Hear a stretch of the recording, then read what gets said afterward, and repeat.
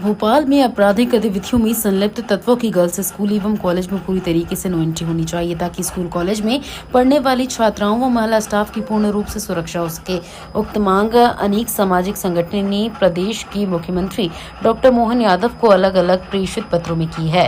पूज्य सिंधी पंचायत गांधीनगर के अध्यक्ष अशोक प्रेमानी तथा झूलेलाल मार्केट व्यापारी संघ के अध्यक्ष खूबचंद भागचंदानी ने गांधीनगर स्थित लक्ष्मी देवी विक्योमल सराफ एजुकेशनल सोसाइटी के पदाधिकारियों को पत्र परिषद कहा है कि सोसाइटी द्वारा संचालित गर्ल्स स्कूलों में रमेश हिंगोरानी व उनके बेटे योगेश हिंगोरानी, नीलेश हिंगोरानी की पुनः एंट्री नहीं दी जाए, क्योंकि इन सभी के विरुद्ध अवैध रूप से हथियार रखने, मारपीट करने, अड्डीबाजी करने, शासकीय जमीनों पर कब्जा करने व शासकीय कार्य में बाधा डालने तथा भ्रष्टाचार से संबंधित अनेक आपराधिक मामले कई थानों में दर्ज हैं। गौरतलब है कि हिंगोरानी बंधु पूर्व में सोसाइटी की गर्ल्स स्कूलों का कार्य देखते थे।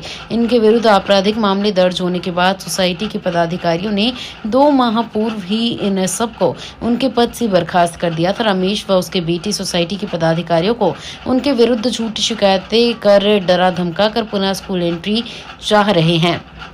उधर महिला उन्नति संस्थान की प्रदेश अध्यक्ष तनु जैन एवं जिला अध्यक्ष अंजलि ने भी अपने बयान में कहा कि गर्ल्स स्कूलों एवं कॉलेजों में आपराधिक के प्रवृत्ति के लोगों की नियुक्ति नहीं की जाए, क्योंकि इससे महिलाओं की सुरक्षा पर प्रश्न चिन्ह लग जाएगा। गांधीनगर के पार्षद लक्ष्मण राजपूत का कहना है कि महिलाओं की सुरक्षा को प्राथमिकता देनी चाहिए और सभी गर्ल्स स्कूलों में महिलाओं की सुरक्षा रक्षा के इंतजाम होने चाहिए और ऐसे आपराधिक लोगों की गर्ल्स स्कूल कॉलेज में किसी भी पद पर नियुक्ति नहीं होनी चाहिए।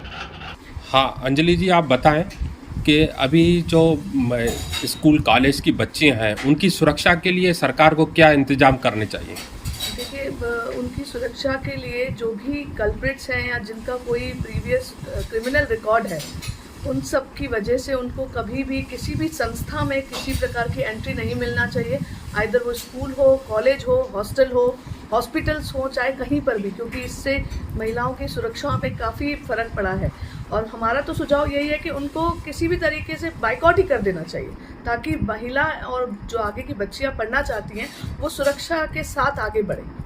अच्छा, अभी जितने भी स्कूल कॉलेज में आपराधिक घटनाएं हुई हैं, बच्चियों के साथ जो भी घटनाएं कारित हुई हैं, उसमें ऐसे लोग शामिल थे क्या जिनका विरुद्ध आपराधिक रिकॉर्ड था? ऐसे बहुत सारे रिकॉर्ड्स हैं जिनमें उन्हीं आपराधिक लोगों को एक मौका देने के तौर पे सरकार ने तो अपनी तरफ से उनको एक मौका देने के तौर पे और ह्यूमैनिटी के तौर पे एक मौका दिया गया, पर उन्होंने वो मौका गवा कर भी फिर वही काम किए हैं। तो अब मौका देने का कोई हो ही नहीं बनता, औचित्य ही नहीं बनता कि ऐसे लोगों को कभी मौका भी दिया जाए।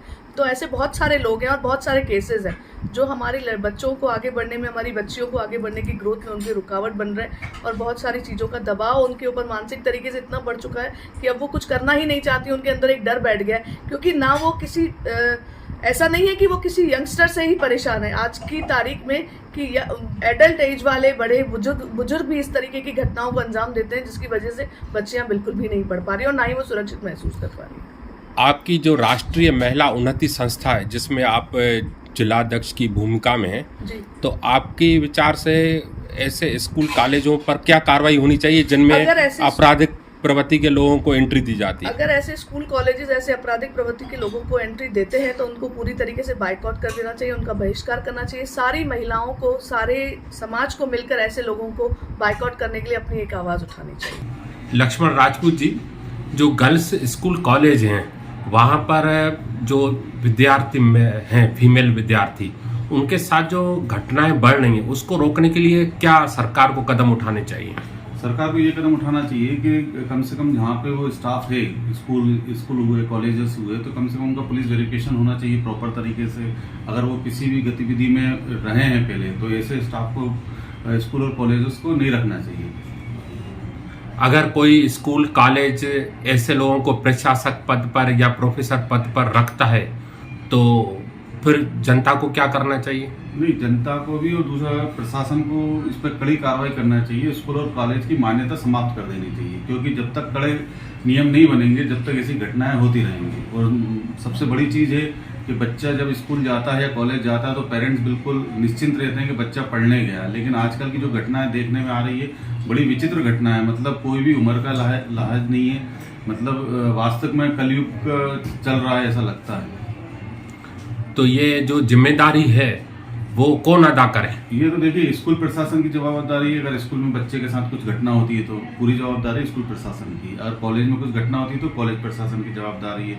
इस पे थोड़े कठोर नियम बनाना पड़ेंगे सरकार को कि कम से कम ऐसे व्यक्तियों को वहाँ पे जॉब दी जाए, जैसे ड्राइवर भी है, कंडक्टर है, और CCTV कैमरे होने चाहिए बस में, उनका पुलिस वेरिफिकेशन होना चाहिए, रेगुलर चेक करते रहना चाहिए, और अपने स्टाफ की गतिविधियों पर ज़्यादा ध्यान देना चाहिए स्कूल और कॉलेजों में। वहाँ के जो वर्कर्स हैं वो कैसी गतिविधि में संलग्न है, कैसे लोगों के साथ उनका उठना बैठना है, इन चीज़ों का थोड़ा सा ध्यान रखना चाहिए। और जिनके विरुद्ध कोई भी थाने में अपराध दर्ज है, क्या ऐसे लोगों को तो बिल्कुल ही रखना नहीं चाहिए, क्योंकि देखिए वो आदतन अपराधी होते हैं, तो वो अपना जो घटना करने की आदत होती है वो कभी नहीं छोड़ते। जैसे पुलिस वाले अपन देखते हैं कि जो क्रिमिनल होते हैं उनको जिला बदर क्यों किया जाता है, क्योंकि वो आदतन अपराधी होते हैं। तो कम से कम जो इस चीज़ों में है, और ऐसी शिक्षा वाले जगह, स्वास्थ्य वाली जगह, हॉस्पिटलों में बड़ी परेशानी है आजकल महिलाओं के साथ, तो वहाँ शिक्षा स्वास्थ्य की जगहों पे तो कम से कम थोड़ा सा प्रशासन को ध्यान रखना चाहिए और ऐसे लोगों के खिलाफ कड़ी कार्रवाई करना चाहिए। और ऐसे लोगों को अगर कोई स्कूल या कॉलेज संरक्षण देता है तो उनकी मान्यता समाप्त कर देनी चाहिए।